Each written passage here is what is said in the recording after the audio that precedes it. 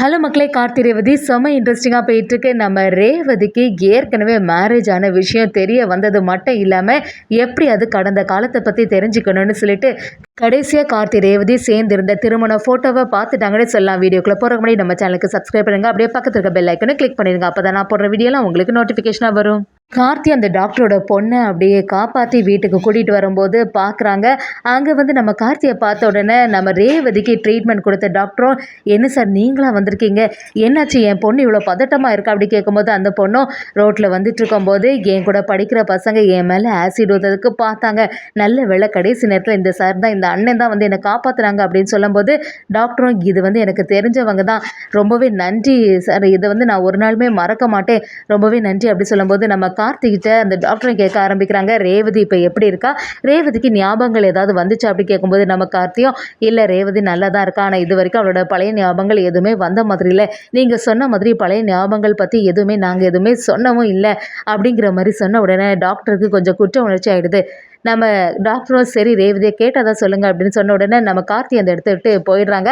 அதே சமயத்தில் அந்த டாக்டரோட பொண்ணும் டாக்டர்கிட்ட கேட்க ஆரம்பிக்கிறாங்க, என்னாச்சுமா, நீங்கள் ஏற்கனவே தெரிஞ்சாலும் சொல்கிறீங்களே என்னாச்சு அப்படின்னு கேட்கும்போது கரெக்டாகிட்டு அந்த டாக்டரும் குற்ற உணர்ச்சியில் அவங்க பொண்ணுக்கிட்ட எல்லாத்தையுமே சொல்ல ஆரம்பிக்கிறாங்க. இல்லை கொஞ்ச நாளுக்கு முன்னாடி ஒரு பேஷண்ட் வந்து ஆக்சிடெண்ட் ஆகி என்னோட ஹாஸ்பிட்டலில் தான் ட்ரீட்மெண்ட் எடுத்தாங்க. அந்த சமயத்தில் அந்த பொண்ணுக்கு வந்து ஆப்ரேஷன் பண்ணும்போது பழைய ஞாபகங்கள் எல்லாமே மறந்து போச்சு. அந்த பொண்ணுக்கு இவங்களை மேரேஜ் பண்ணது கூட தெரியாது. ஆனால் இந்த கார்த்தி தம்பிக்கு ரேவதினா ரொம்பவே பிடிக்கும் அப்படின்னு சொல்லிட்டு எல்லா ஃப்ளாஷ்பேக்கையும் அந்த டாக்டர் வந்து பொண்ணுகிட்ட சொல்லும்போது அந்த சித்தியை பற்றின எல்லா விஷயத்தையும் சொல்கிறாங்க. சந்திரா வந்து இப்படி கேட்டுக்கிட்டனால தான் பழைய ஞாபகங்கள் பற்றி ஏதாவது ஒரு விஷயங்கள் நீங்கள் சொன்னீங்கன்னா ரேவதியோட உயிருக்கே ஆபத்தாக முடிஞ்சிடும்னு சொல்லிட்டு தெரியாமல் இந்த தம்பிக்கிட்ட சொல்லிட்டேன், இன்னைக்கு பாரு இவர் தான் உன்னை காப்பாற்றிருக்காரு அப்படின்னு சொன்ன உடனே அந்த டாக்டரோட பொண்ணும், எப்படியாவது ரேவதியை பார்த்து நான் எல்லா உண்மையும் சொல்ல தான் போகிறேன் அப்படின்னு சொல்லும்போது டாக்டரும் சரி உனக்கு என்ன தோணுதோ அதை பண்ணிக்கணும்னு சொல்லிடுறாங்க.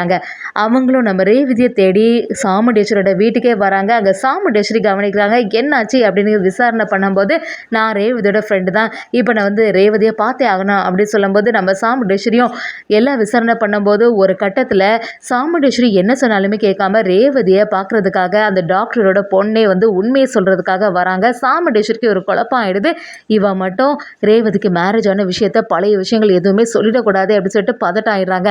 அதே சமயத்தில் ரேவதியும் என்னாச்சு யார் நீங்கள் அப்படின்னு கேட்கும்போது கொஞ்ச நாளுக்கு முன்னாடி உங்களுக்கு ஆக்சிடென்ட் ஆகும்போது உங்களை ட்ரீட்மெண்ட் பண்ண அந்த டாக்டரோட பொண்ணு தான், நான் வந்து உங்கள்கிட்ட ஒரு பெரிய உண்மையை சொல்கிறதுக்காக தான் வந்திருக்கேன் அப்படி சொன்னோன்னே நம்ம ரேவதி என்னாச்சு எதுக்காக இப்படி சொல்கிறீங்க, எதுனாலும் மறைக்காமல் சொல்லுங்கள் அப்படி சொல்லும்போது உங்களுக்கு வந்து அந்த ஆக்சிடெண்ட் ஆனதில் பழைய ஞாபகங்கள் எல்லாமே உங்களுக்கு இல்லை அப்படின்னு சொன்ன உடனே நம்ம ரேவதி அப்படியே அதிர்ச்சி ஆகி பார்க்குறாங்க, என்ன சொல்கிறீங்க நீங்கள் சொல்கிறத என்னால் நம்பவே முடியல அப்படி சொல்லும்போது, இல்லை உங்களுக்கு வந்து கடந்த ஒரு 5-6 வருஷமாக நடந்த நிகழ்வுகள் எல்லாமே நீங்கள் மறந்துட்டீங்க, உங்களுக்கு ஏற்கனவே மேரேஜ் ஆகிட்டு தெரியுமா, அந்த விஷயம்லாம் உங்களுக்கு வீட்டில் யாராவது சொன்னாங்களா அப்படிங்கிற மாதிரி கேட்கும்போது ரேவதி அப்படியே அதிர்ச்சியாகி நிற்கிறாங்க, என்ன சொல்கிறீங்க நீங்கள், அப்படிலாம் நடக்கிறதுக்கு வாய்ப்பே இல்லை, ஏதாவது இருந்தாலுமே எங்கள் அம்மா என்கிட்ட இதெல்லாம் மறைக்கவே மாட்டாங்க அப்படி சொன்ன உடனே அந்த டாக்டரோட பொண்ணை ஒவ்வொரு விஷயத்தையும் சொல்ல ஆரம்பிக்கும் போது சாமுண்டேஸ்வரி கரெக்டாக அந்த இடத்துல வந்து தடுத்து நிறுத்திடுறாங்க. ரேவதியும் என்னாச்சுமா எதுக்காக அந்த பொண்ணை தடுத்து நிறுத்துறீங்க அப்படி சொன்னோடனே நம்ம சாமுண்டேஸ்வரியும் அவள் வந்து தேவையில்லாமல் உன் மனசை போட்டு குழப்புறதுக்காக இப்படிலாம் செய்கிறா, அவள் சொல்கிறது எதுவுமே நம்பாத ரேவதி அப்படி சொல்லிட்டு அந்த பொண்ணை வீட்டை விட்டே துரத்துறாங்க. என்னதான் இருந்தாலும் ரேவதி கிட்ட எல்லா உண்மையிலையும் சொன்னது மட்டும் இல்லாமல் அவங்க அம்மா வந்து சொல்கிறத எதுவுமே நம்பாதுங்க, நிஜமாவே உங்களுக்கு கல்யாணம் முடிஞ்சுட்டு அதெல்லாம் மறைச்சி தான் இந்த வேலைகள்லாம் அவங்க அம்மா இது வரைக்கும் செய்திருக்காங்க, எதுவாக இருந்தாலும் நல்லா யோசிச்சு பாருங்கன்னு சொல்லிட்டு நம்ம ரேவதி கிட்ட கல்யாணம் ஆன விஷயத்தை எல்லாத்தையுமே சொல்லிடுறாங்க. நம்ம ரேவதிக்கு இப்போ ஒரே குழப்பம் ஆகிடுது, நிஜமாவே நமக்கு மேரேஜ் முடிஞ்சிட்டா கடந்த கால ஞாபகங்கள் எதுவுமே நமக்கு வந்த மாதிரியிலே, அப்படி நம்ம மேரேஜ் பண்ணியிருந்தாலும் யார் நம்மளோட ஹஸ்பண்டாக இருக்கும் அப்படிங்கிற மாதிரி நம்ம ரேவதிக்கு பல குழப்பங்கள் வரும்போது எப்படி இருந்தாலுமே ரோகிணி அக்காவுக்கு இந்த விஷயத்தை பற்றிலாம் தெரிஞ்சிருக்கோம். ஏற்கனவே ரோகிணி அக்கா பல விஷயங்களை நம்மகிட்ட சொல்லிட்டே இருப்பாளே, அவள்கிட்ட கேட்டால் நமக்கு ஒரு ஐடியா கிடைக்கும்னு சொல்லிட்டு நம்ம ரேவதி நேராக ரோகிணியவே பார்க்கறதுக்கு வராங்கன்னு சொல்லலாம். ரோகிணி ஏற்கனவே பழைய விஷயங்கள் எல்லாத்தையுமே ரேவதி கிட்ட சொல்லலாமா வேண்டாமான்னு ஒரு குழப்பத்தில் இருக்கும்போது ஒரு கட்டத்தில் ரேவதிக்கு ஞாபகங்கள் அப்பப்போ வந்துட்டு போகுது. அதோட இல்லாமல் நம்ம கார்த்தி ரேவதி சேர்ந்த மாதிரி இருந்த திருமண ஃபோட்டோவை நம்ம ரேவதி பார்த்து அப்படியே அதிர்ச்சி ஆயிடுறாங்க.